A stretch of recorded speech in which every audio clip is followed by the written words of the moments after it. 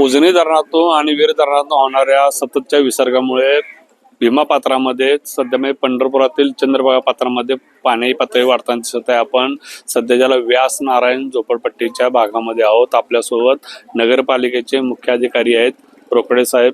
Sir, कशी परिस्थिती आहे सध्या त्याला?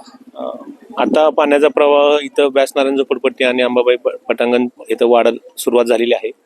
रात्री उशिरापर्यंत या ठिकाणी पाण्याचा 1,40,000 क्युसेस जो प्रवाह काल सोडलेला आहे तो संध्याकाळी आज रात्री इथं पोहोचणार आहे. त्यामुळं रात्री सगळ्यांची तारांबळ होऊ नये, सगळ्यांना त्रास होऊ नये म्हणून आम्ही आत्तापासून सगळ्यांना अलर्ट करून दिवसाच जास्तीत जास्त लोकांना इथून साहित्य एकत्र करून सुरक्षित ठिकाणी जाण्यासाठी आम्ही आवाहन करत आहोत.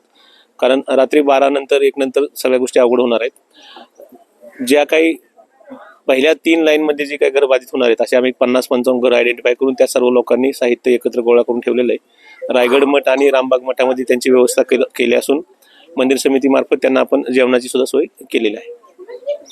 आपल्यासोबत नगराध्यक्ष आहेत प्रिन्सताई बालके. ताई, काय आव्हान केलेलं आहे? मी काल रात्री पण येऊन अंदाज आल्यानंतर इथे येऊन गेले होते आमच्या नगरपालिकेच्या टीम सोबत.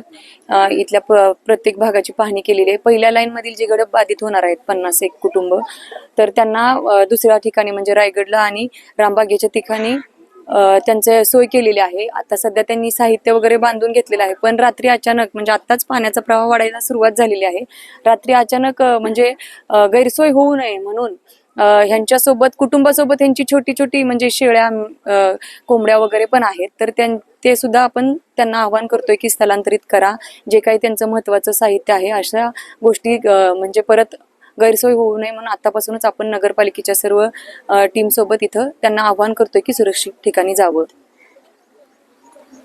येणाऱ्या पूर परिस्थितीसाठी नगर प्रशासन सज्ज झालेलं दिसत आहे. पंढरपुरातून जगदीश डांगे, LS मराठी.